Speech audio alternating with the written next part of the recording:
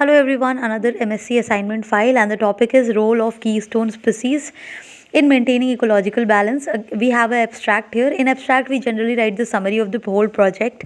Then we will start by defining the topic, that what is the scope and significance of keystone species, what is keystone basically, and keystone means actually important, and species we all know about it. Here I have taken a help of a diagram. Suppose if we remove the keystone from the bridge will collapse.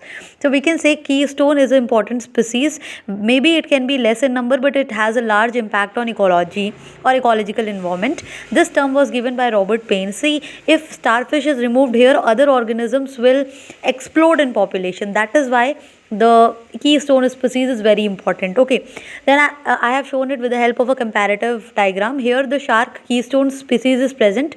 In the second box it is not present. You can see the difference between the two. So this is how it helps to maintain the ecological balance. Now, what can be considered as a keystone species? It can be a predator, it can be a herbivore, it can also be a carnivore, it can be a mutualist, it can be ecological engineers as well. That means how many organisms can be considered as a keystone. Then there can be a question if humans can be considered as a keystone or not. So yes, they can be. Or here I have made it by myself, or you can say I have just doodled it because I was not having any pictures to paste. Then I have listed some of the keystone species, like wolf is there, elephant is there, tiger is there, lion is there. Then in the different ecological environment we have octopus, we have krills, then we have sea otters, and also we have some special type of fishes. Shark is also there.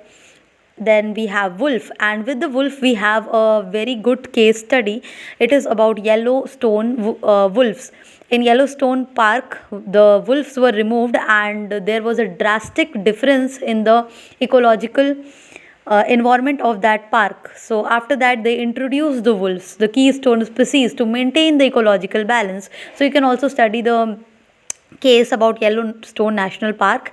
Then I have written the present scenario, that what are the projects we are having to protect the keystone species from getting endangered. Then conclusion, then how it is important, why we need to save them and all.